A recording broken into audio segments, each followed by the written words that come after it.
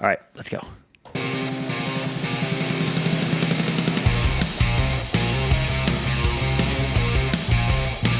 Did you crack the beer? I cracked it too early. Okay. Oh, I couldn't buddy. wait. I couldn't wait any longer. Okay, well. Hello and welcome into the Section 109 podcast here from Studio Breezy, where Matthew has no good timing. He was supposed to pop a beer right as that guitar ended, and he didn't do it. But we are joined, as always, by Bobble Juan, the GOAT. Sir Mix-a-Lot. Sorry, Mix, I scare you. Toby has just escaped under, and our distinguished guest, second-term mayor of Chattanooga, former chairman, and many other roles, Mr. Tim Kelly. The obligatory, very brief applause. Yeah. Well, thank you. Yeah, I find if you run it too long, it just gets awkward. Yeah, it does. Yeah. So thanks. Yeah, that's. Welcome back. How long ago was I did this a while back? It was exactly 1 month ago at recording time to release time. 1 month ago, 3 years ago. Oh, yeah. So it's been a little while. So you were in the end of the beginning of your first term. I think 1 year in, roughly. 1 year in, based on our. Because I just re-listened today, and it was pre-video on this podcast. Yes. So it is episode 60. So y'all should go back and listen if you haven't. We covered a lot of Tim's soccer journey that we're not going to cover today. We talked about like how you became involved in the foundings of CFC. Why we talked about all those things. Your goalkeeping and a lot of other things. Are you still tending to a lot of gardens to release stress? At the time, you were doing some very, I think, tedious might not be the right word, but detailed gardening to help stress relief. Yeah. No, that was a little post COVID, and I'd started that during COVID, and yeah, as a matter of fact, was just kind of in my backyard inspecting I'm a, I don't know, I'm a weird person generally, but I mean, it's a garden, like there are pieces that are super manicured, and then pieces that are totally wild, like on purpose. And I love to just find a plot and just throw out a bunch of wildflowers and see what comes up. It's like the I Ching thing a little bit, but yeah, no, the rain has been, I'm living in a jungle back there at the moment, so I got some work to do this weekend. But yes, I very much like that. Grew up in and around the outdoors, and again, I do think that's very much part of Chattanooga's brand, and so it does me great good to spend some time, getting dirt under my fingernails. What's the part of your garden that you're most proud of? Oh, wow. The house I live in is on the National Register, and it's the Olmsted House, which belonged to the uncle of Frederick Law Olmsted, the famous landscape architect, the very, very famous landscape architect. I don't think he was ever there, but some former owner did the backyard in one of kind of Olmsted's, designs, and there's sort of 4 quadrants with a brick walkway, and I like to keep that, the Bermuda that's on there, like super clean, and when I mow it, I kind of mow it in a little pattern, So How short do you keep it?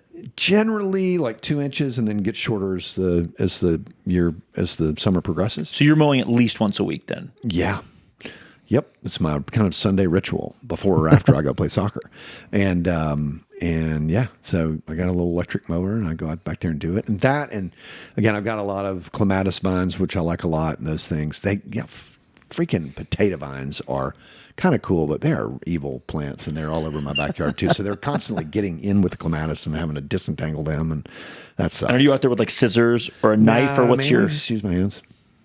Really get the dirt into the fingernails. Yeah, no, literally. Rubber gloves? Hell no. No gloves. No gloves at all? No gloves at all. So, and ever come out of there with poison ivy on accident or anything? No. I've killed all that a long time ago.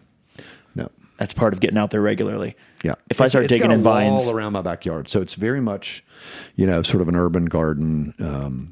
It just does me good to spend a little time back there. Well, the last time you were on this podcast, we hadn't really hit our true calling, which was about food. Mm-hmm. Right? Yeah. We're a food podcast that masquerades and occasionally touches on soccer. Interesting. So, how much do you cook and eat from your own garden? Wow, that's interesting. The answer is complicated.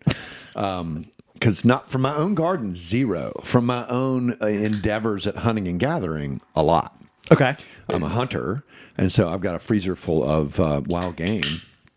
And Nice. I've got a slow cooker, and so another one of my favorite rituals, which is relatively recent to be fair, because I had a hard time moving through it. I would get a lot of it made as hamburger, and I would just make the burgers, and I realized like it's tough to do that. But then I discovered that Ninja, which is a really interesting brand of stuff. It's kind of cheesy. I mean, like, why would they do that? It turns out to be really good stuff. My favorite coffee maker is like a Ninja coffee maker. But it's really badly branded. They could probably charge twice what they charge for it if it weren't so cheesily branded. But anyway, I love it. They Never are change. a very large, I want to say like 8-quart slow cooker.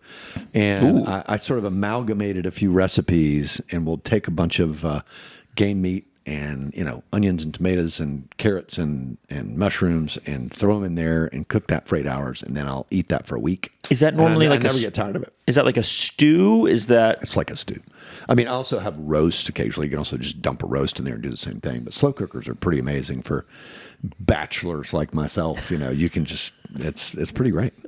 Yeah, I tend to make chili out of a slow cooker. Yeah, I've never tried it because I tend to be my father, God rest his soul, had a pretty pronounced case, but not dysfunctional case of OCD, and I've just this much, but like I don't mind Just eating, enough to be successful? Well, maybe that's Edison famously had OCD, but but no, I don't mind routine. Like I can eat the same thing all the time. I don't have to, but I can, and I don't get tired of it. So ultimate meal prep.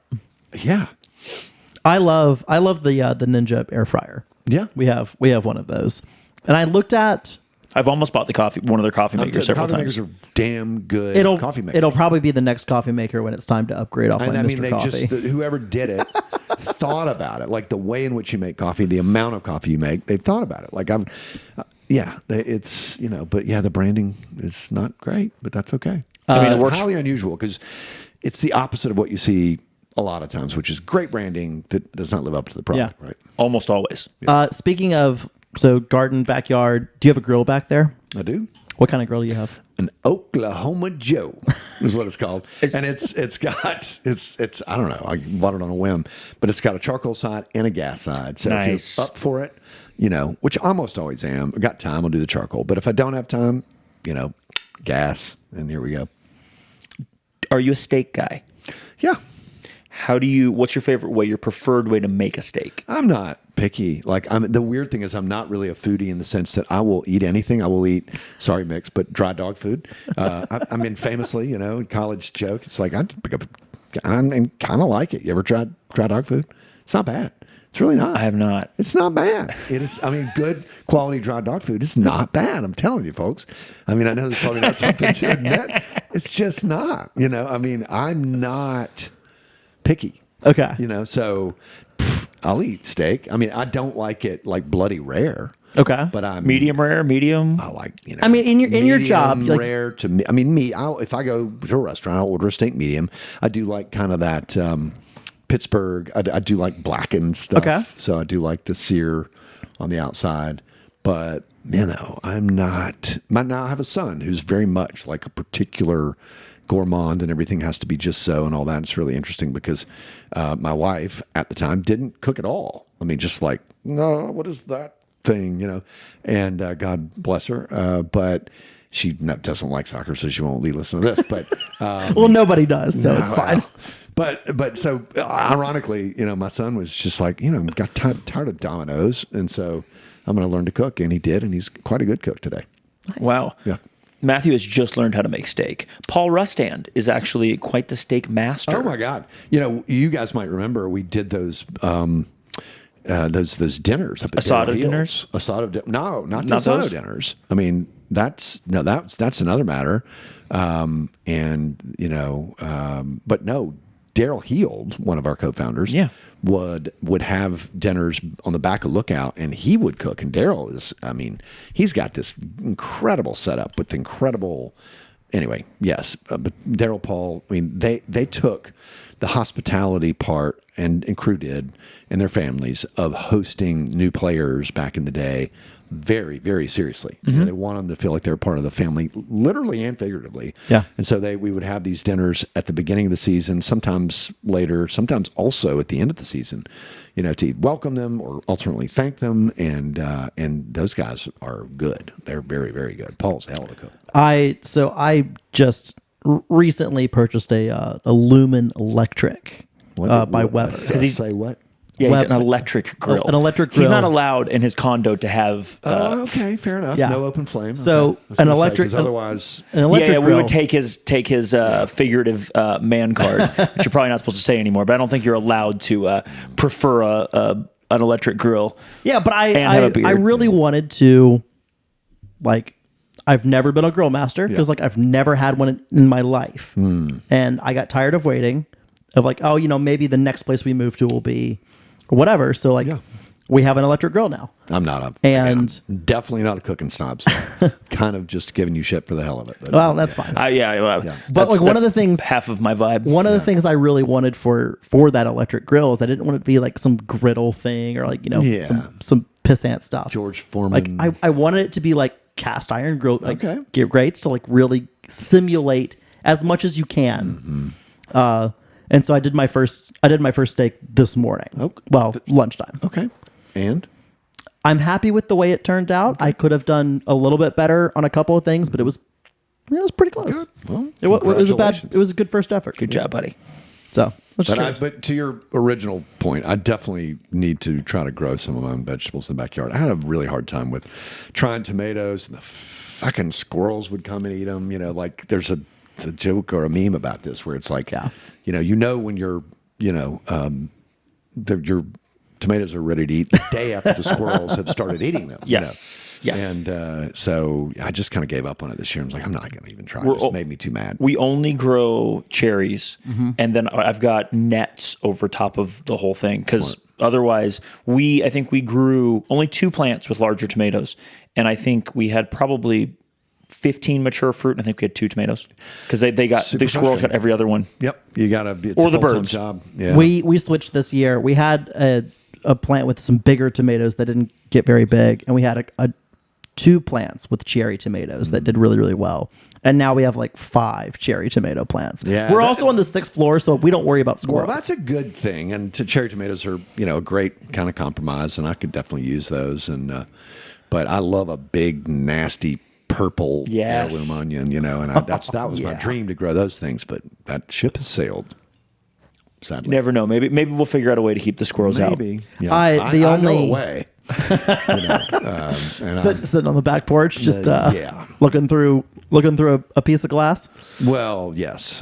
or a dog just waiting for them in the backyard. Well, one of the two. that works. Yeah, that does work. Keep them out. My cat is a prodigious murderer, but is afraid of squirrels of all things. I mean, bunnies check, birds check, mice check, possums check. No squirrels. Will back off a squirrel. I think wouldn't have expected that. the only kitchen item I have from my Nana and Nano's place is a coffee mug that has a wanted poster of a squirrel and says wanted for the misappropriation of bird seed. That's right. Because they would have bird feeders out there, and well, I am a hunter, and I do have a very powerful air gun, I've used it more than once, but I try not to kill anything that I'm not going to eat, and I'm not a fan of squirrel. I have had it, and so that's When you what is your preferred game to eat? elk. So you go out west, hunt, have it brought back. Yeah, which is not a cheap endeavor unless you drive it back. But I mean, an elk. do you really want to spend 3 days in a car with elk? 2 days, and it's not a big deal. It's not a big deal. Sounds like a man that has recently done this. Yeah, no, I have. I have, and it's a lot of meat. I was going to say one elk is several hundred pounds of meat, right? Probably 400. It's a lot. Wow. It's a lot. I mean, you will eat for a year. At least I will. Oh, yeah, for sure. Yeah. 400 pounds of meat is over a pound a day. Maybe.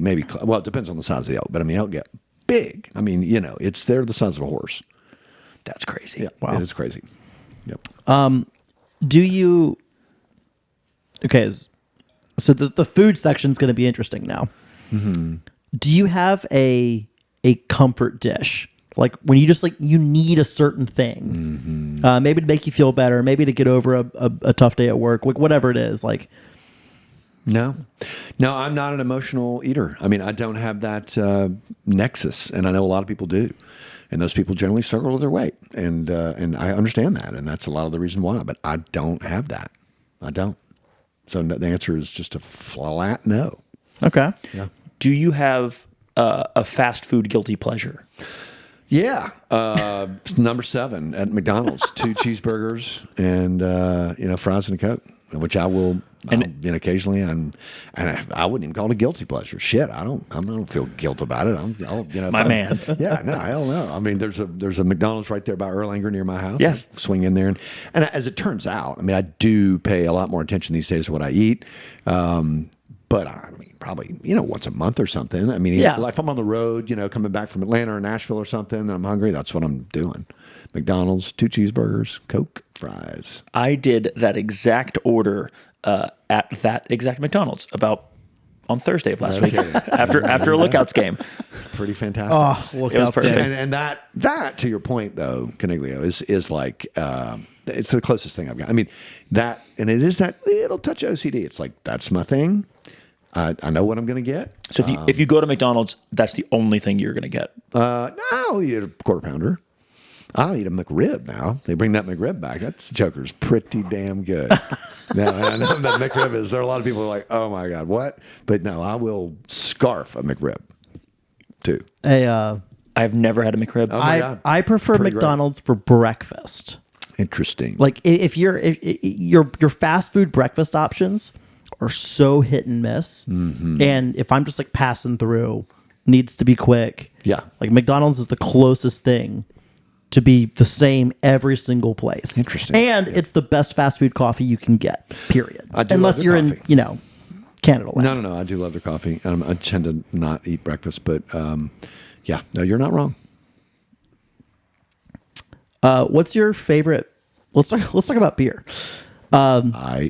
So our general question profile here is seltzer or beer. Which he answered last podcast. Right. Okay. Well, I don't even know what I said. But You said like you them would. both. You said you would drink either. That you drink more beer, but you had no problem drinking seltzer. No, I don't. I like ranch water. It can't be sweet, so ranch water is pretty good. They've gone through some weird merger where I think there must have been some patent dispute or trademark dispute. So the original ranch water, and then there was another brand. Anyway, they appear to have merged, but good old ranch water, pretty damn good. Okay. Big fan of that. I tell you what I've discovered, which I don't know 3 years ago, probably wouldn't have, because I did a dry January year before last, and non-alcoholic beer has gotten so much better than it used to. Oh, you yeah. you are not kidding. I had the same thought. Yeah. And so, actually, hasn't even been reported on by the news. You heard it here first, but I mean, I, sort of wrote and pushed through, with the help of my lovely city council, an ordinance with the beer board to require people to offer a non-alcoholic alternative, at If they catering sell. events, if they sell normal beer. Because I do think there's a nudge social engineering element to, give people that option. People that haven't tried it. I mean, Busch NA is my go-to. And Tastes like I'm real telling you, beer. And that's why it's good. My man Grant at Lomain carries that now. And you put a little dash of bitters in it, and it's a little bit of alcohol. It's really good. And, NA Heineken is okay. I'm not a huge Heineken fan. But it tastes like actual Heineken. Yeah. NA Peroni. I'll tell you the one I had when I was in England, and I was so taken by it when I was staying with my sister in England that I wrote the distributors when I got back, and they were like, we'll take it under advisement. And that's NA Moretti. Fantastic. Really? Because, I think the way that they do it is now they put it in centrifuges and spin out the alcohol because it's lighter and it moves to the outside of the centrifuge. But because of that, all the esters and stuff stay in it, and that's why it tastes like, I grew up in the day, like if somebody handed you an O'Doul's, you just assume like break it over your head, just drink it. Yes. I mean, it was just awful. It tasted like watered down maple syrup or something. And that was because they did it by interrupting the fermentation process, which makes it by definition not beer, as opposed to like make the beer, take the alcohol out Yeah. of the beer. So my refrigerator generally is a good bit of Busch. I can't believe I'm going to admit this on air, but the irony of it is, like, I'm not going to drink a Mick Ultra, normal Mick Ultra. Probably never going to catch me with like golfer beer. But the Mick Ultra Zero is really good. You know, I mean, yeah, I mean, so I tend to, go. I like a pickle beer too. Okay. Yeah, I like the pickle beer quite a lot. Speaking of lo mein, what is your lo mein order? What is your go-to lo mein? Murder burger. My And man. I was very much, I read an interview with the new chef who has quite a pedigree, by the way. I'd never met the guy. I don't even know if he's a soccer fan or if he could be watching, but the new chef at Little Coyote is a guy who grew up in New Orleans. I mean, Where's that? Yeah, hell of a pedigree. Where's Little Coyote? Foot of Lookout, right there in St. Elmo. Great place. Yeah. Oh man, you got to go. It's Eric Neal that has Easy Bistro and Main Street Meats started this place. Incredible menu, very Latin broadly, so not Mexican food, but just across the board. The design of the place is super cool. The food is great. But anyway, guess where that guy goes on his day off? Lo mein. You got it. Guess what he orders? Murder burger. You got it. My man. Yeah. I only, even though I live so close, I'm only at lo mein, once or twice a month. If I was there once a week or twice a week, I'm sure I would branch out. I've never ordered anything but 320 pounds. Correct. I only get drinks, which is generally speaking either a shot of Fernet or a shot of well whiskey, because I don't do Malort, because I love myself on some level. Yeah. And then an old styles. I'll drink something else, but that's all I ever order is an old style, and then a murder burger. Those are like the only, it's basically 4 items. There might as well only be 4 items. I'm struggling with. I don't know that I'm celiac, but I know that if I avoid gluten, my stomach feels a lot better. And so they've got also Australia Dum, which is kind of the beer of Barcelona and is made with rice and therefore gluten free. And so that's a really good beer that they have. There. What's it called? Estrella. Like star, Dum, Damm. It's really good beer. Straight up. Yeah, I haven't had that one. It's quite good. I've had a Stray Up, but I haven't had, or I've had whatever the classic singular one. That's the beer. Is it the same one? It's the same beer. Oh yeah, so I have had it. It's lovely. It's lovely. Murder burger is the move though, and I don't go often enough to switch. And I can, I mean, I have this. I never heard the term, but I mean, I've sort of. It's again, maybe it's the OCD again, but I get like imprisoned by menu items where I go to a place and I like this one thing so much that I can't not order that. I agree. I go to Kenny's and I get the chicken biscuit because I love the chicken biscuit. Right. Shout out to my buddy Andrew Austin, who's like took me there for the first time. Was like, this is what you want, and I got that, and there's no other choice for me now. It happens to me at what's the primitive Italian place on Main? Aaliyah. Aaliyah has a prosciutto and arugula pizza that If you go, that's what you get. I cannot order it. I'm thinking about it now. I also think there's something to menus that I think you get FOMO. So you should, the first thing that looks good, you should close the menu and say, that's what I'm getting. 100%. And then if you have a thing you love, why have I should have got the other thing. Yeah. Just get the thing that you like. 100%. And get that every time. I mean, I understand if you go somewhere every night, eventually you're going to want to stray from it probably, but just get the thing you want. Yep. I agree. I'm a big believer in get the thing you want, but I typically want different. You like variety. I do like some variety. It's good. Now, like there's some places, Lo Main's a great example because like I'll just get the old Chicago. And if they don't have it, I'll get the Kentucky because like why not? But like I'll get the shot of Malort sometimes. God damn, I don't know that stuff. I mean, it's literally like floor polish. That is disrespectful. Joke, that is disrespectful to floor polish. You're right. It is. You're absolutely right. It is. I mean, what I love is the marketing collaterals from Malort that are like, it's the one I remember is something like it'll make you fight your grandfather or something. I mean, it's just the worst. Here's the thing. It is the most Chicago thing ever. It's not. Yeah. It is only culturally relevant because people. It's so bad that people make their friends do it as a y'all joke. Are too young to remember, but that in the day was how Jägermeister got popular. I mean, it was so bad. That is another completely trash liquor. I haven't had Jägermeister. That's how they marketed it. But the famous poster was this German guy with a big handlebar mustache, and the caption said "so smooth," and he was just going, making a face like this. I did not realize that. Yeah, no, Jaeger was, and this was probably 1980. Oh man, 86, 7. In New York, when it got popular, and I got messed up on it one time and did a lot of stuff that I could have gone to jail for, and that's the last time I let no more Jaeger. More than one shot of Jaeger. Yeah. Well, enough about cup competitions in USL. Should Hold the butter Jägermeister cup. should butter be kept on the counter or in the fridge? Fridge. I've answered this before. I'm not it's a both. food guy. You're pearls before It's both. swine here. It's both. I keep it both places. Okay. Pearls before swine is fine. Yeah, for me. I mean, like you're asking the wrong guy about that shit. But that's what makes it fun. Yep. True. Okay. Listen, Anna Lanter told us she likes her steak well done. So, that does you learn things about people Yes. when you ask these questions. Yeah, that's true. And I do like steak well done. I mean, at times I will eat it well done. I mean, I've never sent food back. I don't think I've ever sent food back in my life from a restaurant. I don't think I have either. I'm just, I'm not that picky. I'm not either, but I won't be happy that I got a well done. I mean, unless there's glass in it or something. I'm not, yeah. And even then, I think I've eaten it. Yeah. You've eaten at the old Shoney's. There you go. All right, let's turn our attention to some stuff that you do because those of us who live in the city of Chattanooga asked you to do things on our behalf. Yes. Do you remember being on the podcast? Do you remember being on the podcast last time and Matt being like, "Well, you'll probably run for a second term," and you were like, "I mean, probably." It was like I 1 year remember in. that. Yeah. Yeah, I remember. I've just been At assuming. that time, I was still a little muddy on what I'd gotten myself into. On the one hand, what I got myself into was much more difficult than I thought it would be. On the other hand, it's also much more rewarding than I thought it would be. So, This happens to every single politician of like coming from out of government into government. Like, Yeah. oh shit! Like, what? Yeah. I have to do this now. Yeah, no, I mean, the funny thing is and I know I've had this realization post the podcast, and this sounds like it sounds like something of one political party would say, and it's not. It's just an axiomatic truth.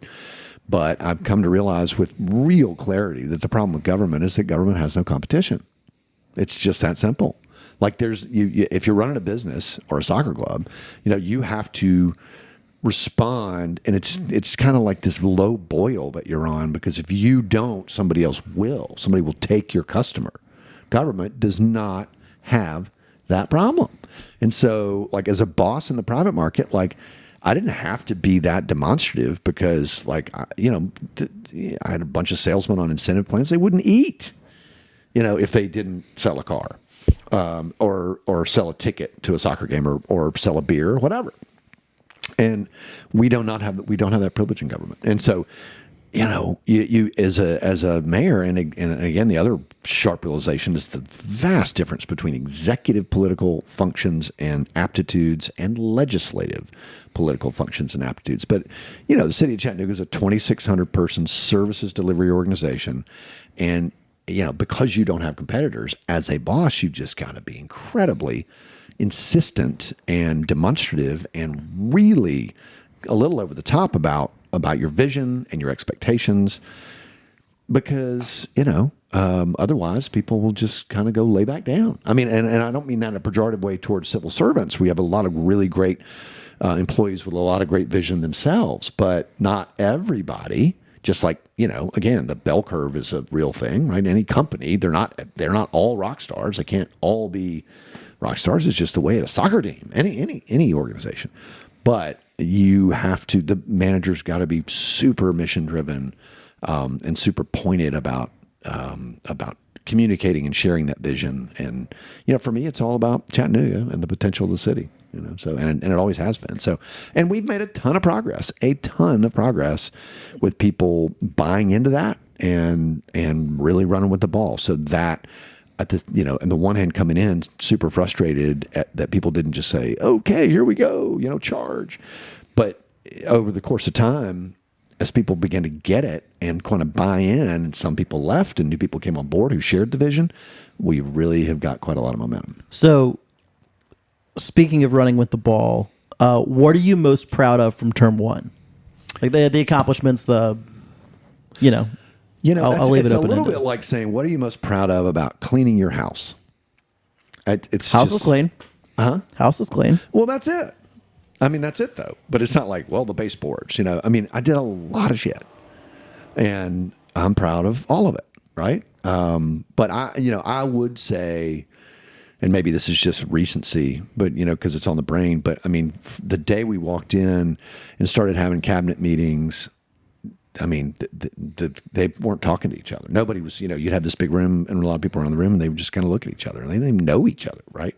And we've gone from that to a truly collaborative environment where, they're working together, they're collaborating. I don't have to tell them to do it. I mean, they're really working to solve problems. And that was not the case when I walked in the door.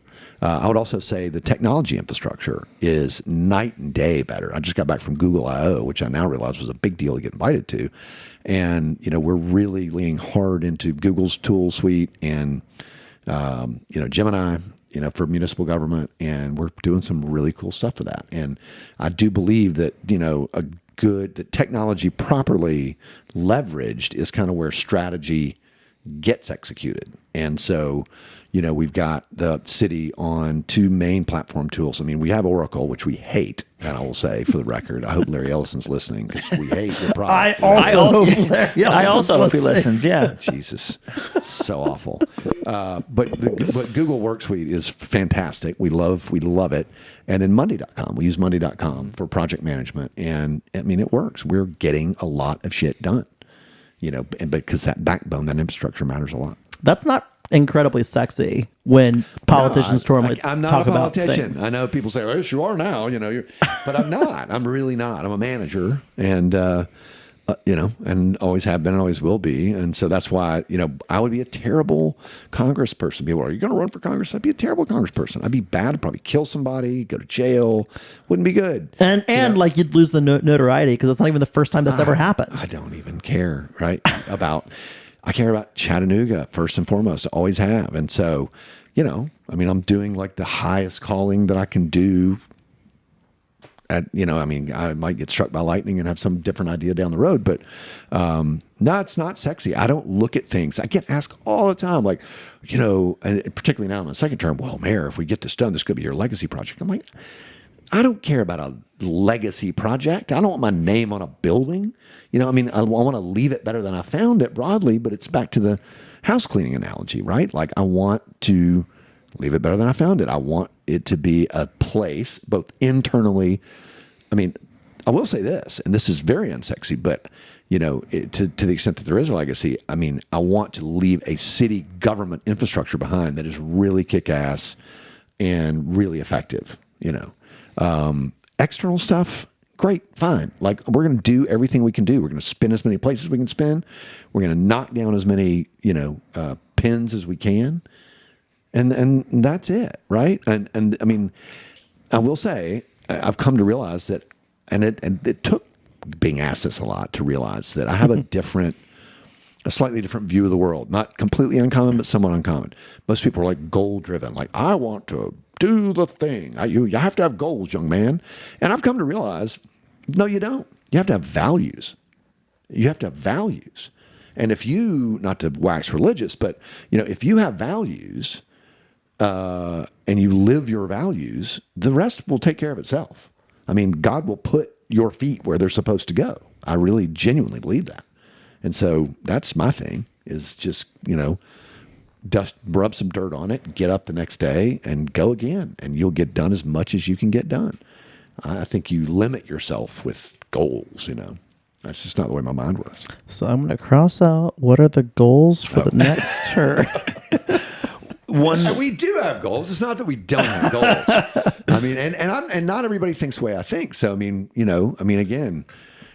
that is the reason the One Chattanooga plan has values, and it does have, 7 sort of platform. They're not specifically goals, but they're policy platforms. Okay, so for term 2, because you're just now a couple months into term 2. Also, I almost introduced you as second term Tim, but I didn't know if that was accidentally might strike a funny but don't care. Negative nerve. I feel negative. I mean, again, they say I talked to the mayor of Memphis recently, and he called me to congratulate me when I won. handily, I might add. And Listen, the amount of dictators, couldn't help it. the amount of dictators I'm not one to from like spike the- third world like places that don't have real opposition because they kill everybody that votes against them. Well, I And mean, they still and don't you get were rivaling that 85%. total. my ex chief of staff, who is Joda Tongnapnua, who's now working in DC and he never calls me. Because, I mean, he treats me like some sort of a abstraction or a racehorse or something. He calls other people to talk about me, and I love the guy, don't get me wrong. But he's like, those are Saddam Hussein numbers, you know? I was like, I think that's a compliment, but I'm not going to. I used to say it was Bashar al-Assad, and then you have to stop saying that now when, he got... Anyway, it is what it thrown is. in prison. But the mayor of Memphis called me after the election and said, congratulations, great guy, Jim Strickland. And I said, do you miss it? He said, well, let me put it this way. He said, it was the greatest job I ever had, and I couldn't wait for it to be over with. Which is a really great way of putting it. No, that checks out. The thing, he's now the dean of the law school at the University of Memphis, and he's like, the thing that I have to worry about most every day is like, have they got the lunch order right? For the people coming in here. I'm like, God, that sounds erotic.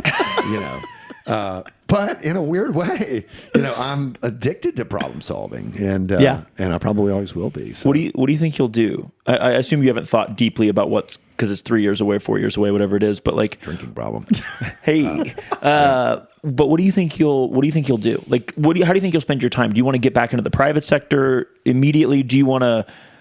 I mean, stalk elk full time? Like, what do you? I'm considering all those things, but again, it goes back to the values thing. I mean, like, I'm gonna follow my heart. I just don't know, and I'm not trying to be coy. I mean, I mean it. I've done well enough that I don't have to work, but I can't imagine not working. Like, I will definitely want to spend more time doing stuff. Do you think you'd ever be a professor? I know Professor Tex was your nickname, but would you actually be a professor if they asked you? No, I think I would enjoy that. I enjoyed my time as an adjunct here at UTC. I didn't realize you had been an adjunct. Yeah. No, I can see that. I just didn't realize you had done that. Yeah. Would you go back? You think you'd go back to it? It might, yeah. I mean, it was exhausting and a lot more work than I thought it would be. And it didn't pay worth a shit. That's not why I did it, So that's entirely possible. I just don't know. We'll see. I mean, I definitely am invested literally and figuratively in this place. And so I want to make sure that this place, that all the work that I've done, sticks. And so maybe something related to that. But it might not be, I don't know. Do you want to watch grainy YouTube videos of 22-year-olds trying to play soccer as a scout? Because you could be a scout for CFC. I mean, I could be. That's interesting. I had a brief moment there when Fuller was on board that we went to Liverpool and did the whole, when we first got into the professional ranks. The transfer symposium. Yeah, it was like a, agricultural, it was like a livestock auction, except that the livestock wasn't there. And it was, it's funny because I know quite a few people in the college football ranks and they're all freaking out about the portal win. I'm like, welcome to soccer, boys. Because, I mean, the football world, the real football world's been doing this for a long, long time. They're going to they have to eventually get there where they put some sort of deal together and they put I think my thing for college sports, football, basketball, the moneymakers, they just have to get over the hump and go to contracts. If a school wants to offer a 4-year deal, great. I'll go you one better, Caniglio. Okay.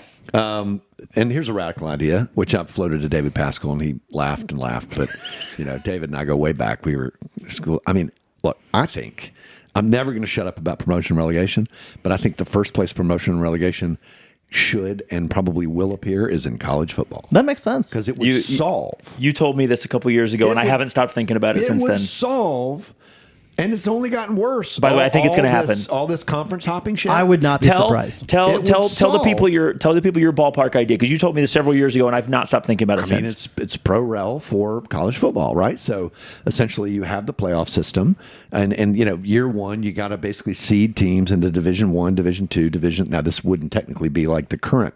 Yeah. But let's say you go. How many teams deep would you need to go? You figure. How many's in the SEC now? Well, let's look at the 20. EPL. How many teams in each tier of the EPL? There's 20. 20 right? and then 24 from then. Okay. So it's Right. 21 and then 24, 24, 24. Right. 20. So let's go 5 divisions 24, deep, 24, 24. which is about, let's say, four or 5 divisions deep. Seed them and go. And then you've got playoffs to promote. You got playoffs to relegate.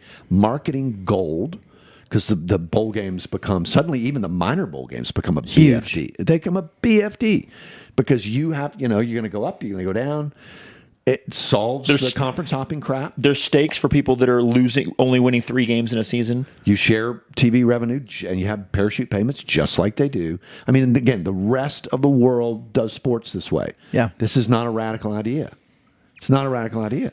If they do something like that, And then soccer And cannot then- be far behind. and then add contracts. Well, they got to do contracts. Like that's a no-brainer. Contracts, they have to. Contracts are This is the other part of the idea, for what it's worth. Like, okay, I'm the University of Tennessee, which or let's just say Alabama, because orange is a fraught color for me.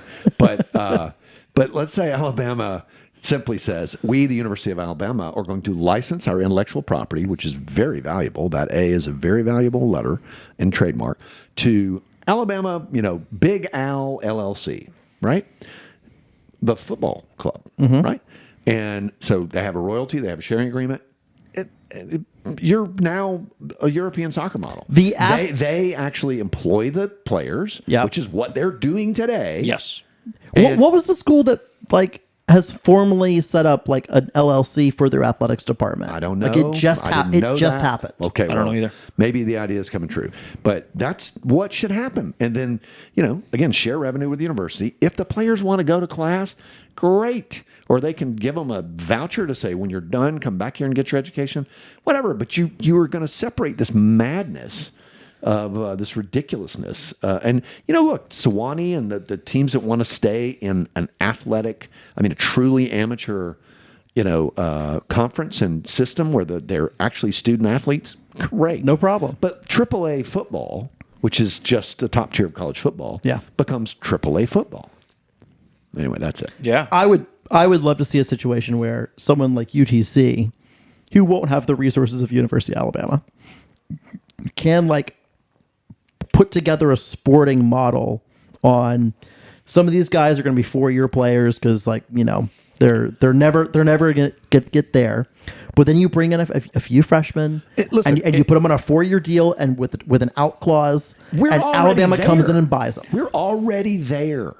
I'm telling you, if you talk to, I was sat on a plane the other day with a Ole Miss coach, a scout who was here to talk to a Baylor kid. You would know both of these people if I mentioned their names, and and we're already there, right? It's in flux, and it's also there with basketball. UTC's basketball team caught this gold moment in time where they picked up guys on the transfer window, and they just had this kind of magical good fortune. And it may never happen again, but that's how they won the NIT. Yeah. So one of the things we're already there. Quit with the the charades and just let's cut to the chase. And the other thing is they don't have to do 4-year contracts, Matthew. They can just do 1-year contracts. The problem is they're currently not even 1-year contracts. Yeah. They're like a handshake and a promise. Yeah. And some And of those with schools, not a reputable entity. Well, right. And those schools are not like the athletic departments are like handshaking and then not necessarily giving what they said they would. Yeah. And then some players are playing for 3 games and going, cool, I'm a star. Pay me more, or I'm leaving. I'm redshirting. Or like the most NISA thing ever. Yeah. You haven't paid me yet.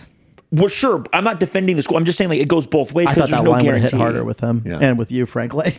The most NISA thing ever. Oh, I didn't hear the NISA. I didn't hear you say NISA. Yeah. Oh yeah, it's week 3 and you haven't paid me. I'm in the portal. There's a lot of guys. One of the most disappointing experiences of my entire life. I mean, those guys are idiots. I've never seen such a great concept completely destroyed by just thoroughly inept execution and management. Just unbelievable. From your perspective, why didn't NISA work? Completely inept management. The people. It was the people. No, 100% the people. I don't remember if we talked about this off or on the podcast, so I can cut it if you want me to. Yeah. But I think you said that it all went sideways when it stopped being one vote per club because everyone had the same ownership. One of the owners had more pull, and I couldn't figure it out because it was like the frog and the scorpion thing. It's like, dude, why are you not realizing for the greater good that you should not be manipulating this, because you're going to bring the whole house down on your own head and everybody else's head, which in fact he did. Is what happened. Yeah, and so I always kind of had this conspiracy theory that he was a plant because this guy also had a USL team. But again, there's no level of skullduggery that I would put past the USL. None. None. Not any. So it wouldn't surprise me at all. Not at all. But yeah, I mean, at the end of the day, the family that ran that just were impenetrable fools, and they just couldn't. And they were nice guys. They really were likable fellas, but just completely not up to the job. Yeah, it's dead. It's dead now. And that's 100% that simple. I mean, the bylaws were, for the most part, right. The ownership was right. And I couldn't get my friend Sean in Detroit. I mean, I could not get anybody to step up to say, like, to join me, because, I mean, I just became the pariah. Yeah. I essentially became the poison well. I mean, I became like the crazy, ranting, raving idiot.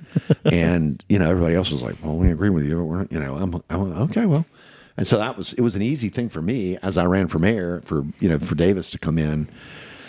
Like, dude, I'm out. Like, I've burnt my bridges. I'm not a guy that's going to sit there and play nice I do not suffer fools easily. And those guys were fools. I mean, I've never in my entire business career dealt with people as thoroughly inept at that level. I mean, remember when we went close to that? There's something that I'm going to piss a lot of people off with this one.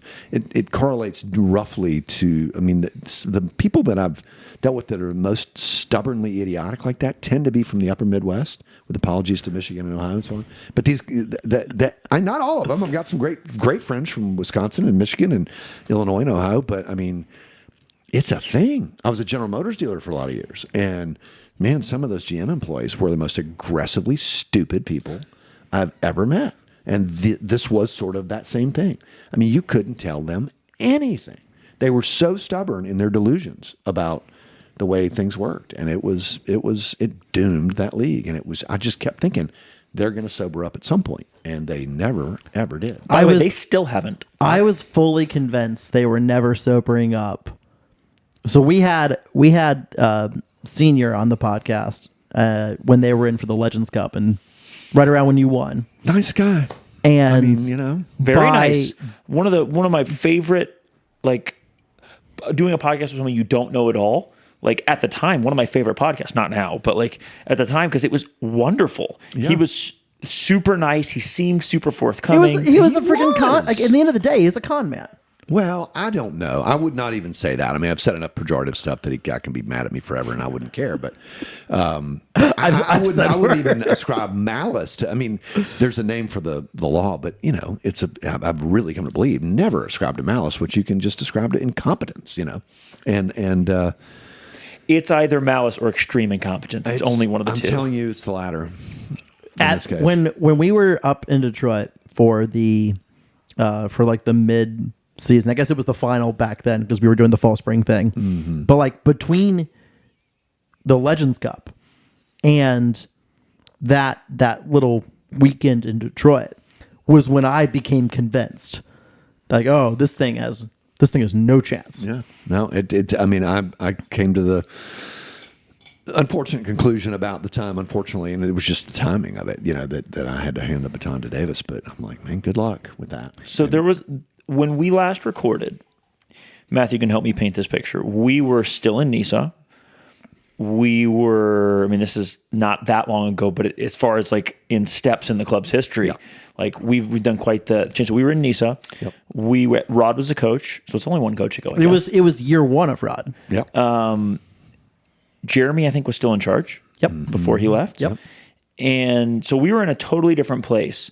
I want to play you a little clip, and then I'm going to use the restroom while I play this clip. Boy. I recorded a clip of you from the last podcast that I think, he asked you a question, and it will explain itself. But I think it was to set it up. I think it's a little bit of a prescient moment that you had, a vision that you painted, and then I'm curious after you listen to it, your thoughts on it, and then where we are now. Great.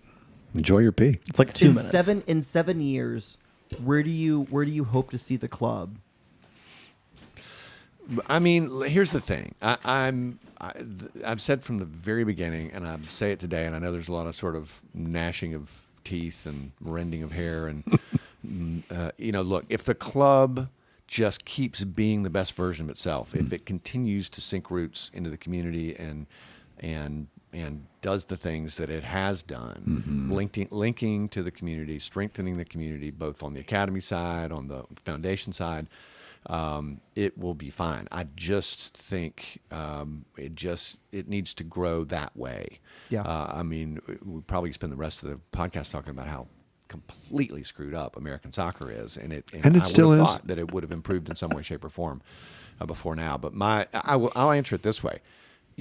As goes the U.S. soccer pyramid and the health of U.S. soccer, both the entity and the enterprise, so goes the fortune of the club, right? And so we've got to build sort of an anti-fragile model so the club's going to be fine either way. Yeah. And I think we've done that to a great extent. I mean, when we had our soccer summit back a few years ago, I mean, again, my thesis in putting that whole thing together was, leagues should simply be platforms that connect clubs to each other as opponents. That's it, right? It's connective tissue. It's not an organ, or it shouldn't be. Yeah. And it's not a new thing. I mean, that's how soccer works literally every other country on the freaking planet. So it's not rocket science at all. It's just that, I mean, our ecosystem here, and in fact, the ecosystem of American sports is a pretty bizarre anomaly globally anyway. Yeah. But we have to focus on, I'm a big fan of the serenity prayer. We need to focus on what we can control. Still am. Not worry about what we can't control. Yep. And what we can control is making, the club the best club it can be. And look, I think we've made all the right moves with Rod and Chris, and I couldn't be happier. I mean, I think the club is in great shape. I'm a huge fan. The people that work for me in City Hall know that I can be frustrating to work with, because I'm a huge fan of the concept of optimistic dissatisfaction, meaning I'm a hard guy to make happy. You just gotta keep pushing, and so there's always room for improvement, but we're certainly on the right track. My name is Tim Kelly, and I endorse this message.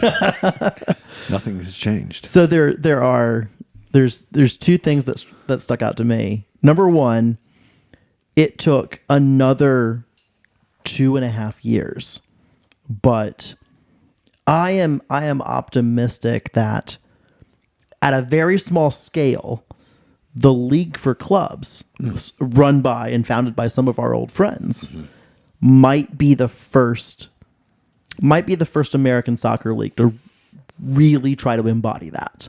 You mean the USL? No, the League for Clubs.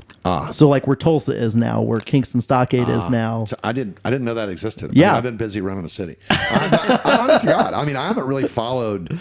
I mean, as I used to. The sort of politics of American soccer. My job's exhausting enough as it is. Yeah, fair enough. And good. I mean, I was thinking the other day about Kingston, and I'm that's good to know. So, those guys, Dennis Crowley. Matter of fact, Dennis and.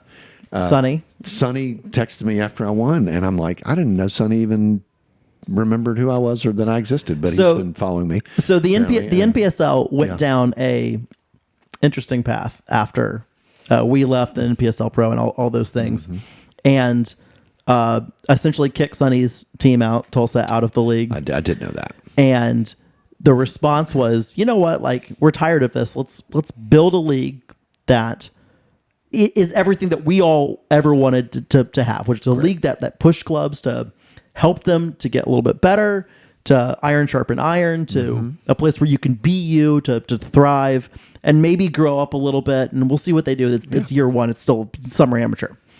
But I mean, it's like Tulsa. It's Dennis. It's Peter Wilt helping out in Chicago. Yeah. Like that's outstanding. It's Peter's one of the all good of guys, by the way. I mean, nothing I said about the former ownership group at NISA should, in any way reflect poorly on Peter, because he's one of the good ones. He really is. Yeah. But so one of the reasons I played that is I think people that knew you before you were mayor, and when you were much more involved in soccer, is why I say that, would think that us joining MLS Next Pro would be antithetical to anything. There are, in fact, people on the internet, and we all know the internet is a place where anyone can have an opinion. Learn that in City Hall as well. I bet. Yeah. But there's people who think that we're so morally impure now because we've joined the MLS system that we shouldn't even exist, that we should have died a martyr, whatever else. I'm not even taking that, but I want to mention that they exist. I love that we should have died a martyr. Maybe we should have pivoted to like a volleyball club, Right. Or just died on the vine as a Have I lesson. got the league for you? Right. No, don't do that. Please, let's not go there. But yes, I mean, we'll come back. It did occur to me, to be fair, that we could at some point.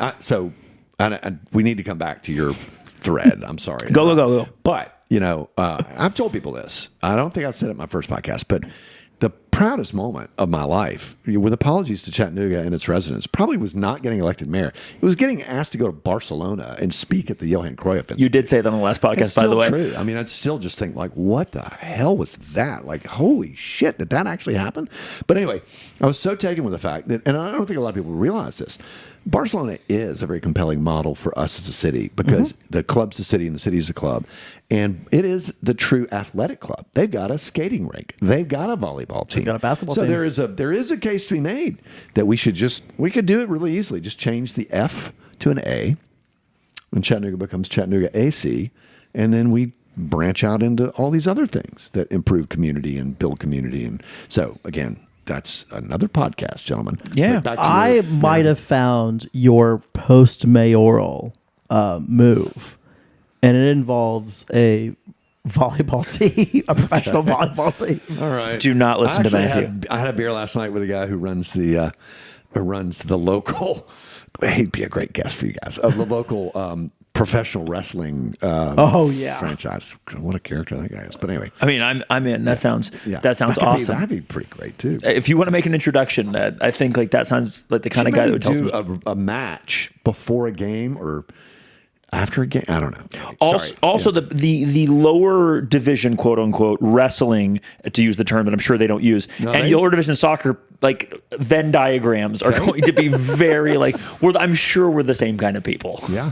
No, I'm quite sure we are. So let's go back to your. I think most people would have looked at you that knew you in the past and been like, and this is an unfair justification. No, I know where this is going. Like, oh, Tim would never let us join MLS Next Pro. Like, he's got to be seething in the mayor's office.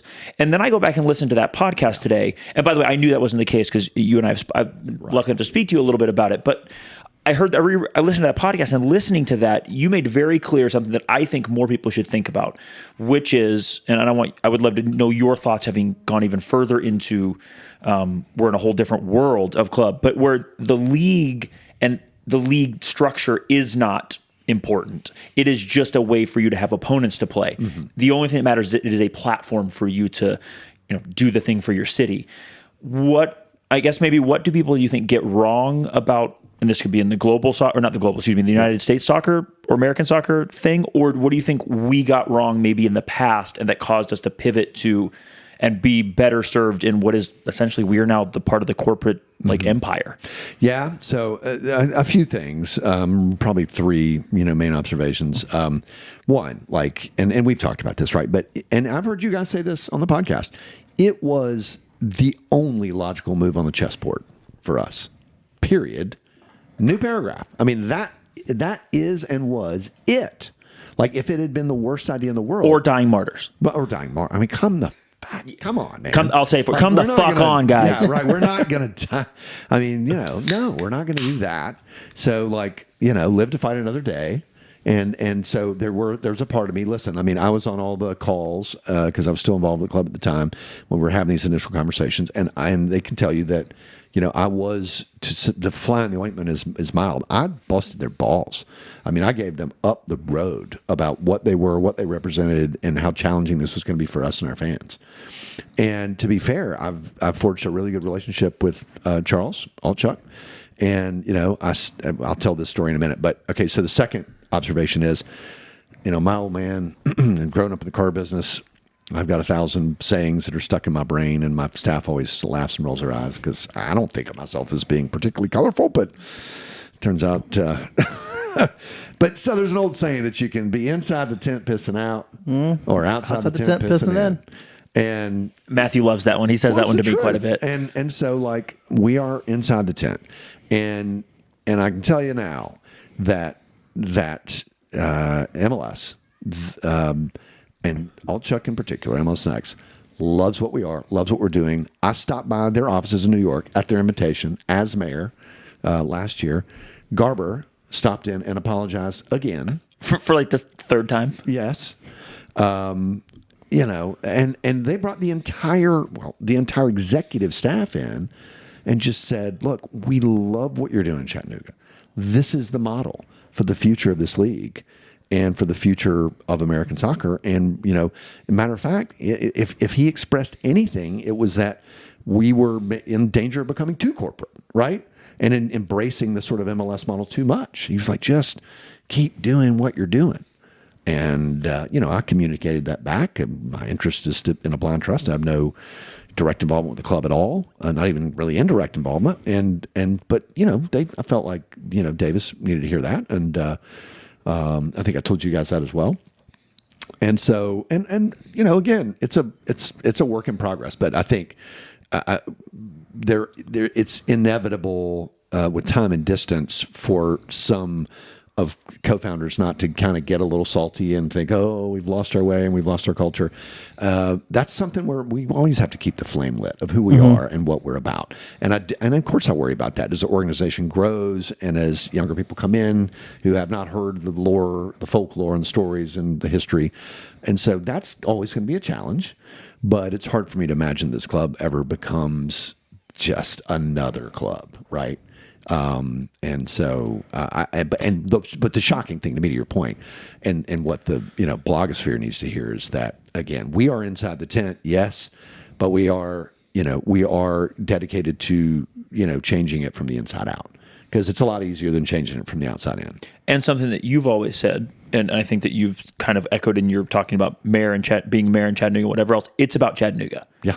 Like and this is something I've said to the greater internet, like we don't owe you, with all due respect, anything. No. We owe the city of Chattanooga. You got it. And we need to do what is best for us. And MLS Next Pro gives us the best platform. And by the way, it was the only platform, if you want to be really accurate, but it also gives us the best platform to improve the city through soccer and to be a good influence and to give to the city, not just take away. And that's all anybody out there should be thinking about is your city. And if you're thinking about the whole thing, like unless your job, and look, USSF's so completely fucked, right? Something we've talked about on many podcasts. You talked about in the last one, like in that clip I just played, like you talked about how complete, and look, it is completely, from my perspective, fucked beyond repair. Like it's not beyond repair. It's repairable, but my point is we can't fix it. We can have a very small influence, but we also have no influence if we're dead. Right. And like we have to continue, if we can't fix American soccer, we have to make sure that we still exist for Chattanooga, because there's no greater good further out from, and if everybody just worried about, back to what you just said, about their community and their club, soccer would be better. Well, take U.S. soccer at their word. You know, if you go back and look at the history of why we don't have promotion and relegation, it's, well, you know, we're not ready. Right? Because we don't have enough teams that are self-supporting, that have a broad enough and sturdy enough and sustainable enough base of support that they can survive it. Go focus on your team and your club and build it and sink those roots deeper and take that argument away from them. That's the best thing you can do. Can I go whatever league you can find yourself? Can I go one step? Yes, exactly. Yeah. Can I go one step further? Yeah. Because we're beyond, because of the steps we have taken over the last few years, we are beyond just talking about surviving, 100%. existing. Now it's about what we do from this moment onward, putting deeper roots down, reaching more. I think like reaching more kids, growing the game through to all corners, and not just. I mean, it's Chattanooga Football Club, so we focus on the city, right? But this is truly, I believe, we're going down the path of becoming the region's football club, because That's good to hear. Because we have a system of states, right? Yeah. But like, what was society built around, and what is society becoming again built around? cities. Oh, 100%. Municipalities. Yeah. And that's society now you're speaking my is a language, corridor of cities now. Yeah. And Well, there is a so- way of looking at the world as a network of cities rather than as anything else, right? So if everything in our area revolves around Chattanooga, then we are Chattanooga Football Club. We are Chattanooga's football club, but I still want to make sure that we don't leave out the kids on Signal Mountain, which it's great to have their own club. Yeah, no, 100%. And they should have their own local club because parents shouldn't have to drive down the mountain every day if they don't want to. The kids in Ray County, in Dayton, Tennessee, I hope they have a local club that they can play with regularly. But if a kid blows up, and needs something a little bit more, can we be that option to provide that extra something right. for them? We all sort of have our that they can help reach their place full to potential. play, our spot in the ladder, and you have to just sort of own wherever you are at that moment as a club. And again, ultimately, weirdly, it's really simple. This game more than any game probably is about relationships. Yeah. It's about relationships between players, between teams and fans, between the community and the fans, between the community and the players. It's about relationship. It really is about community. And it always has been. I mean, it'd be one thing if this was some novel concept. Again, people do a little traveling, you'll find that that's why it is the world's game. Yeah. Because it is that in communities where it's beloved across the world. So it's not a new concept. It's just a new concept in an oligarchy where billionaires own most of the teams and move them if they don't get what they want. Yeah. And that they do. Yep. So along that note, if you could make an Olympic sport out of nowhere, what would you create? God, that's a great question.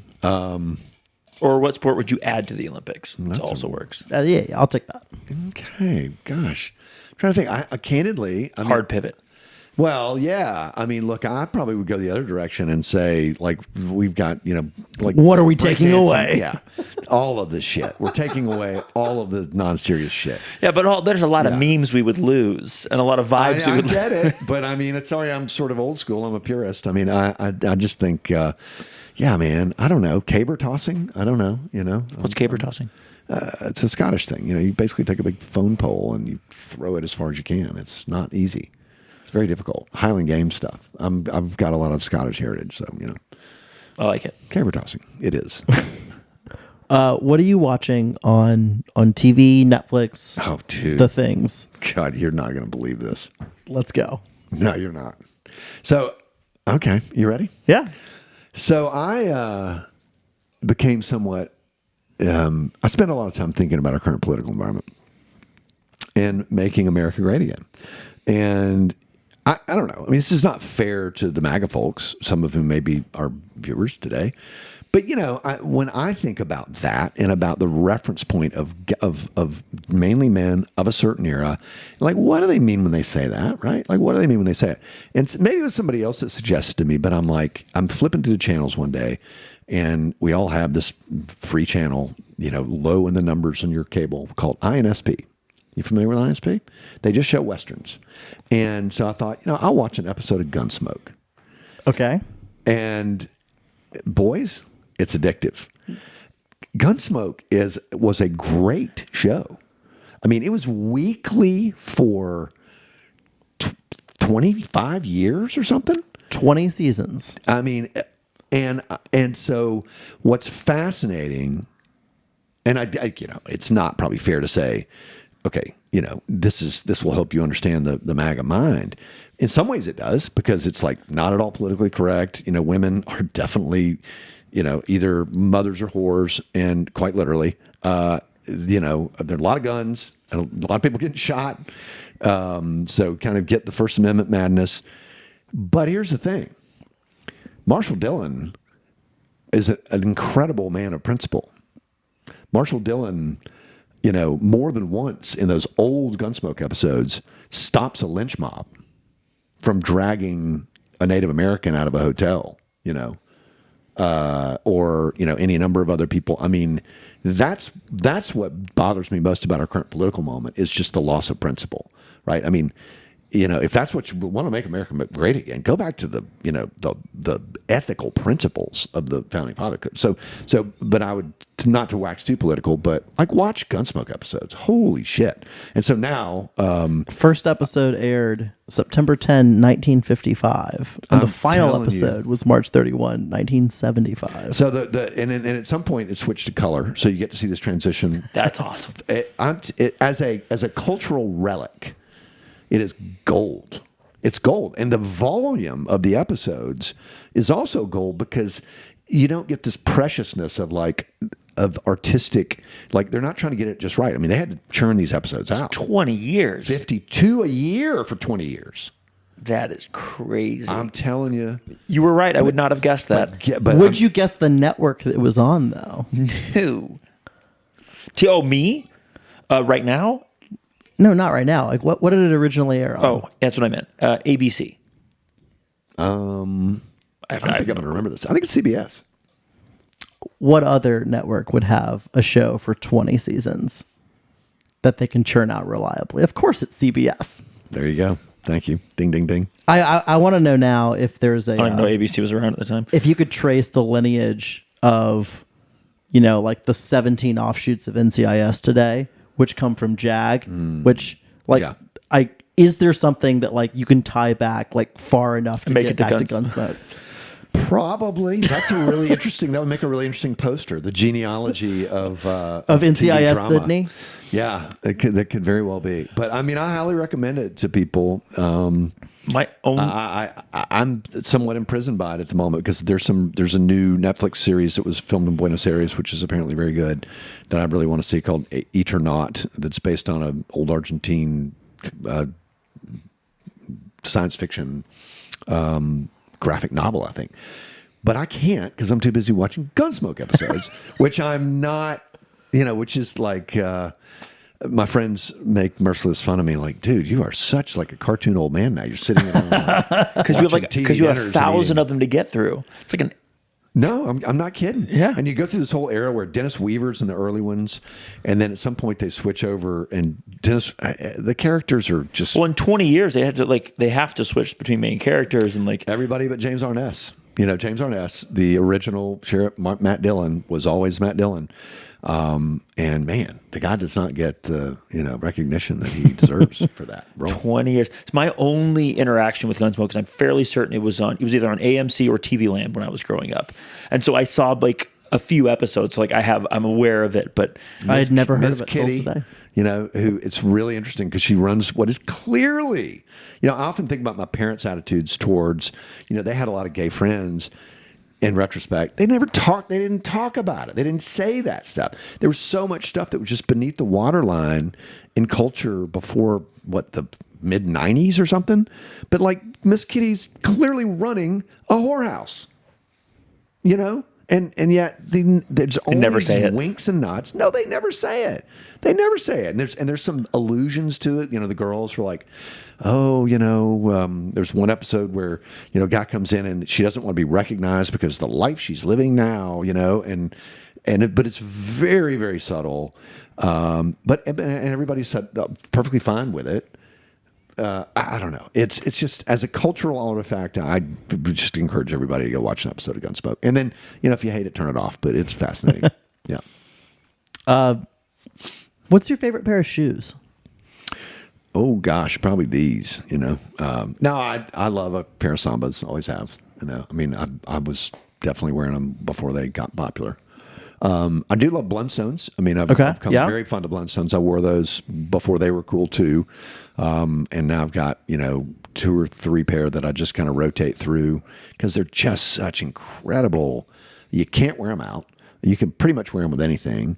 You can't. What kind of Blundstones do you have? Oh man, I got one pair that's a dress pair, and they're considerably more expensive, but that's really good leather, so they wear in well, and I wear them with suits. And then I've got a couple of other pairs that are more casual, and they're just bulletproof. I was going to ask about your day job footwear because Blundstones. a lot of events and all the things. Dress blunnies. Dress blunt. I don't even know what those are. I have to look them up when we get off this podcast. There's Australian boots. They're kind of ankle boots, and they've got little straps, which tend to be superfluous, except when you're trying to put them on. And I don't know. There's one in the front, one in the back. Why is there one in the front? I don't know. But anyway. Yeah, I don't know. Yeah. Anyway, they're great boots. Maddie swears by hers. Yep. They're great boots. If you could be a chair, what type of chair would you be? Oh, man. I've always been a fan of Danish furniture. And my dad loved Scandinavian furniture back in the 70s before it was cool. It was kind of a new thing. And so I do love a good, well-designed, short-armed kind of, Danish wooden chair. Speaking of chairs, do you own a recliner? I do not. You're not a recliner guy? I'm not a recliner guy. Can't do the Naga hide, Barca lounger thing. That's not me. No. It didn't seem like it with that when you said you're talking about the Danish chair. I was like, I wonder if Tim is a. I did buy one when I had my rotator cuff because they were like basically the doctor just said like go buy a recliner because otherwise you're never going to get any sleep. You can't sleep on your side. You've got to, and so that is now in the mayor's office. And it doesn't look like a recliner, but it's more like sort of an Eames chair, but it does in fact recline. But I don't ever recline it. How was the rotator cuff recovery? Brutal. Brutal. I mean, it's funny afterwards, I had like a pump, pumping morphine into my arm for I don't know how long. I mean, it was just awful. And I ran into an old friend, actually it was a friend of my father's, now passed away, Red Parks, whose family has Parks Construction Company. He said, son, I've had triple bypass open heart surgery and that damn rotator cuff, and I couldn't tell you which one was worse. I mean, most people wouldn't guess that. And only afterwards, another friend, Gary Chazen, was like, didn't anybody tell you? Like, the rule of thumb is don't get the surgery until you absolutely cannot take it anymore. That's what everyone so I got really close to, but everybody who's had it was like, you'll know when you have to do it, and don't do it before then. Well, I did. Don't do it. You can't do it. And it was a goalkeeping injury because I went down to save a ball playing indoor at that facility way up on North Hickson Pike, North Dayton Boulevard at the time. And I got up and I was like, God, what happened? And I had dislocated my shoulder. That's what had happened. There's a great Irish goalkeeper whose name escapes me. The guy was great, and he there's a one way that you dive at full extension, where if you hit wrong, it's coming out because your shoulder joint's not really a true joint, and that's what happened. I was like, but I didn't understand what was going on. So guess what I did? I went and hung on the bar. That was a big mistake, a big mistake. And then I just sort of hit the ground in like pain. It was just like, Jesus Christ, help. Like, I've kind of figured out what I'd done. I mean, I'm not a guy to express pain verbally very often, but I definitely screamed. And, but I remember, I kind of got it. I played with Jim Bush, who was an orthopedic. Well, actually, he's a radiologist, but he's a doctor. And he was like, "Okay, here's what you did, and do this, don't move. Kind of create a sling." And I remember like denying that this was happening. And I went to Applebee's and I drank 2 beers, at the bar. And this person was just looking at me in my soccer outfit, like, this guy's nuts. And I was just like, what am I going to do? Like, this is crazy. And then got up the next day and realized, like, I need to go to the hospital or the doctor. And I did. And that was that. But I will say, repaired it successfully. Hated the year and a half I had to take off from soccer. And as soon as I got back, to adult league, I went right back to it. Still playing? Still playing. Although, if you haven't noticed, league games have been a little spotty lately because of lack of referees. We need more referees. And rain. So, but yes, I'm still playing open league 8v8, which I'm like, I remember a time when I remember thinking, holy cow, these kids, because we're still in Division I, and it's like, these kids are as young as my kids. And now, like, these kids are a lot younger than my kids. Some of these kids are 10 years. I'm playing against, Covenant and Lee, basically, and I'm 58.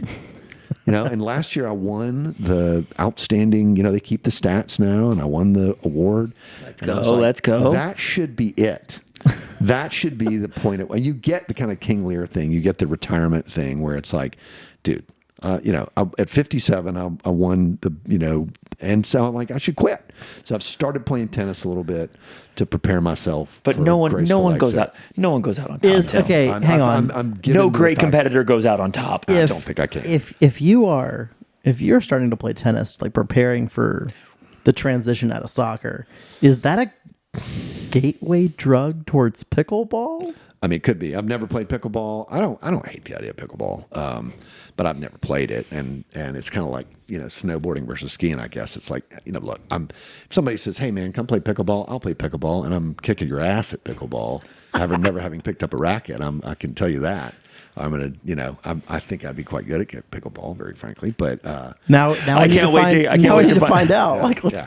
But there is a I think the same- correlation between tennis and goalkeeping. Hugo Lloris, famously, who's my favorite goalkeepers of all time, was famously a very good youth tennis player, because if you think about the motions and the hand-eye and so on, it's very, very similar. Makes sense. just a few more questions before we give back the rest of your evening. I got nothing to do. But fair enough, I have to eat at some point. What phone app do you use the most? Wow. My phone, I have this lovely Google Pixel Fold, which I got to say, not a commercial endorsement, but this is a great invention. Oh, look at your tablet. It's pretty fantastic. It has 2 SIM cards, so I'm able to have both the work and personal numbers on it. And like now, I very rarely carry a laptop, and I can pull up speeches. I don't need to print paper. So it's pretty great. But I would unfortunately probably say Gmail. I mean, I get an incredible volume of email. You don't have someone that manages your inbox? Yeah, but that doesn't mean that, all they can do is flag stuff for me and rank it and sort it. I mean, I have a mayor at Chattanooga.gov for the record. And for the record, you could also get me at tkelly@Chattanooga.gov. But they don't have somebody full-time manages mayor at, because it is a literal cesspool. Yeah, of that makes God only sense. knows what. But the T Kelly at comes directly to me. And so they don't have for the city's mayor, at the White House for a certain layer of government officials, whether you're elected or appointed to positions, you get essentially code name emails. They don't do anything. That you could do that, but I haven't done that. I've chosen not to do that. Because I want to know what's going on, right? I've come close, just because my account. We have a really robust, cybersecurity outfit. Yeah. And there are days when I can't even get into my email because there's so many hacking attempts that I can't even, You can't even open constant it. reset. Yeah. So that has been discussed, but not yet. Yeah. I don't think we've asked you yet about the National Park City. We've not. Yes. Pretty neat. Pretty neat. What is it? Ask the What- question, Breezy. What does it really It's a mean? marketing problem. And I get all the emails, and that's probably a dense. I'm a little dense for that. So it was started by a guy in London named Daniel Raven Ellison, who himself was a bit of a dreamer. It means a different thing in London. And I think as the movement grows, and there is real, substance behind it. But I don't know. I don't know if anybody suggested that it's rebranded or whatever, but it's confusing to an American ear.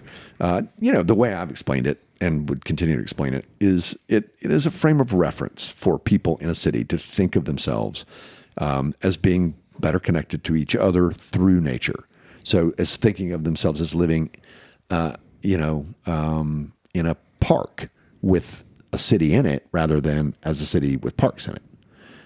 And so for Chattanooga, the first time I heard the concept was Scott Martin, my former parks director, introduced the concept to me. And I was like, dude, we're already that. And so it's an organizing principle. I would actually go back to sort of CFC as an example. When we started the club, we love soccer. And I think, Crew and Marshall and Sheldon, we all had our different angles on it, Thomas, and the different reasons for being involved. We all we love soccer, and we thought that there were other people here that love soccer. But until we did it, until we ran that flag up the flagpole, literally and figuratively, and saw that, oh wow, like all these people came out of the woodwork. We really didn't know. The club is an organizing principle in some ways, right? And in the same way, it's a frame of reference, an organizing principle for us to think about ourselves, right? And it resonates. I mean, we knew through the process, because we had to be vetted by the organization, which is a nonprofit based in London, that, is this community really that connected to nature and dedicated to growing it and improving the relationships? It ultimately is more about, I mean, we've got the land. We can't make more of the land and the green space. And it's about preserving more of it, for sure. But ultimately, the reason why is because of what it does for human health and culture, right? So it's about how we connect to each other through nature. That's probably a little, I like it. Kumbaya. But look, as it grows, I do think we kind of need to dial it in. So people are like, because I get a lot of that RCA dog thing where people are like, Yeah. what is it exactly? Last time on this podcast, we had an interesting conversation about passenger rail, and I wondered if you were going to bring up trains. and I pitched my new chew for when we bring it back, which is a great joke. Yeah. And Italian hands. Since then, before the tap of congressionally appropriated money, that was legally appropriated by Congress and then awarded by the federal government until they stopped doing that, which is a different They haven't subject. stopped entirely. But Well, okay, that's a different subject entirely, though. But like the city of Chattanooga was awarded $500K for phase one of a corridor ID program, which they have not withdrawn. in conjunction with Memphis, Nashville, us, Atlanta, and Savannah has a separate kind of. Savannah, Atlanta's got its own deal. This is specifically for, and that 500 does not really include, I don't think, Memphis in the conversation. It's Nashville, Chattanooga, Atlanta. Okay. And we're going through that with WSP and the consultants. And again, I do think the state is on board with it, at least on the executive side. I mean, again, the legislators, as we well know, make the funding decisions and so on. But I think And they will have to put up their 10% or whatever when it's finally go time. Yes, they will. Which is and that will two be, phases and away. that will be super important. But when you've got officials from TDOT saying, people just should avoid the freeways, you got a problem. Yeah. I mean, I was talking to the editorial board at the newspaper the other day. I was like, really? Is that where we are? Where it's just, avoid the interstates?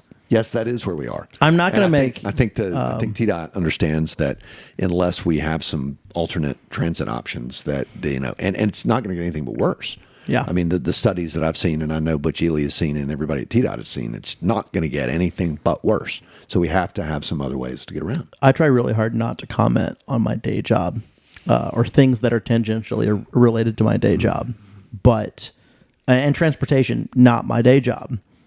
But like, I don't know how you do the choice lane thing for Chattanooga specifically, and to be more clear, between 59 and.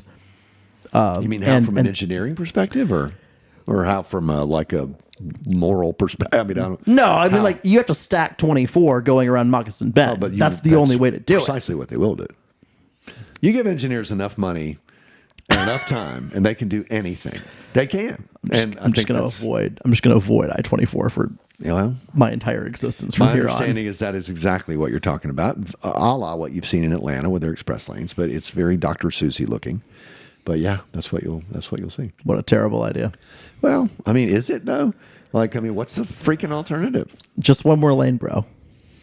Just one more lane.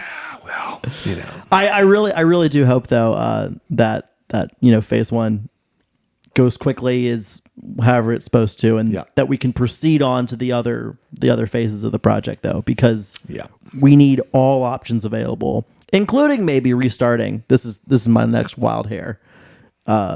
Looking at how can we reform or rethink transit in our own community? Yeah, no question, and that's where I think it's late in the game, obviously, but I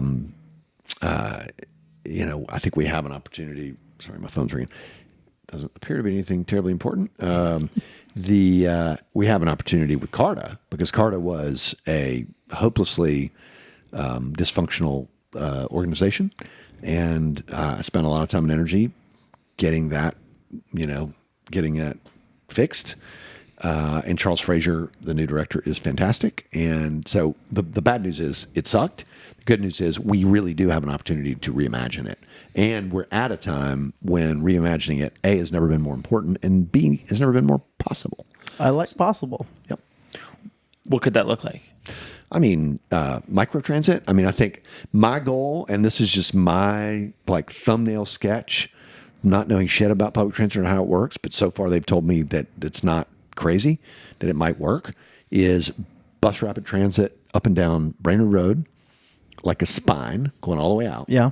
And quickly, quick frequency, because the thing is, people are not going to wait more than 15 minutes for a bus. Right.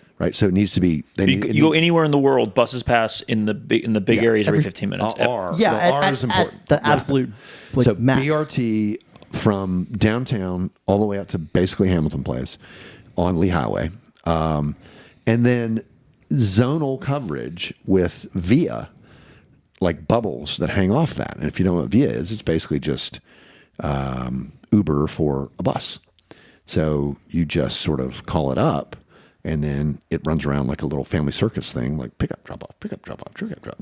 And then swings back by the main spine, and picks up the people at the main spine who've collected there, and then pick up, drop off, and just covers those bubble zones.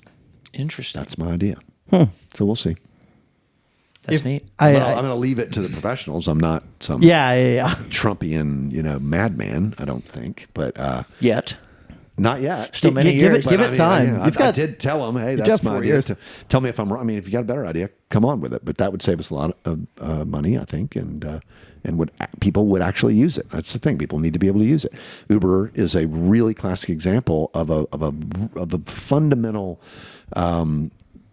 conundrum and I love telling this story. It just makes me wish I was back teaching business classes, because if you told me that you had this idea for car sharing, mm-hmm. and I was a venture capitalist, and I'm not in New York. Pretend for a minute that this has to work in Chattanooga. What would you do? You would pull up the metrics for the taxi market in Chattanooga, and you'd be like, No, never. Like who takes a taxi in Chattanooga? Nobody, because they suck. And it was at that time the method of transportation of last resort. You only call a taxi if you absolutely had to call a taxi, right? Yeah. And then along comes Uber, and you literally have created a new market. You've changed habits. You've changed habits. You've created a new market, which is very, very difficult to do, by creating a novel product, which has broken this adoption barrier, for whatever reason. And it's the same thing with public transit. So right now, one of the problems with funding public transit is not enough people ride it. But again, you can't ride it if the service sucks. Well, you won't. So that's the opportunity we have. I love it. That's a fun place to end on, I think. On public transit. Yeah. It's very good for this podcast. Listeners, viewers, thank you for listening. Thank you for watching. Please like, comment, subscribe. Do all the things that make every podcaster happy. It does make us happy. Email Tim, or don't. That's actually probably a bad idea. Actually, I have one. You can. Again, I get a lot of email. And again, I do have staff that help. So yes, tkelly@chattanooga.gov. I do have one. Or Tim at Chattanooga FC still works, by the way. I still do that. I said, that's the one you might check. That someone else doesn't check. It auto forwards to my main email. Smart. Professor Tex. Smart. One last question, one listener question. Are you aware there's a place called the Naughty Pirate in Eastridge? What? No. Nauti, like nautical pirate, but Naughty Pirate. No, I'm not aware. What does that have to do with I was speaking with somebody. This was after the women's game last week when we won 5-0. So the vibes were the highest and the alcohol consumption was even higher. Right. And we were joking about like going to this place, which none of us had ever heard of. And then I was like, we're having the mayor on this week. And someone was like, you have to ask him if he's been to the Naughty Pirate. I've not been to the Naughty Pirate. I try to, I tend to stay kind of close to home, eating and drinking. Although I will say, for the record, back to food, and you guys are clearly like food is your porn. I think It it's is fair to say. very much so. And I think the best Mexican restaurant, hands down, in this market is Los Potros, which is on Ringo Road. If you haven't eaten there, you should. I have. Okay. Run, don't walk. I think it is. I have. And that's mainly because I'm a huge fan of carnitas, and they have really great carnitas. I have not had the carnitas there. Now that is a perfect thing to end on. Yes. Listeners, viewers, thank you. We'll catch up with you later. Peace.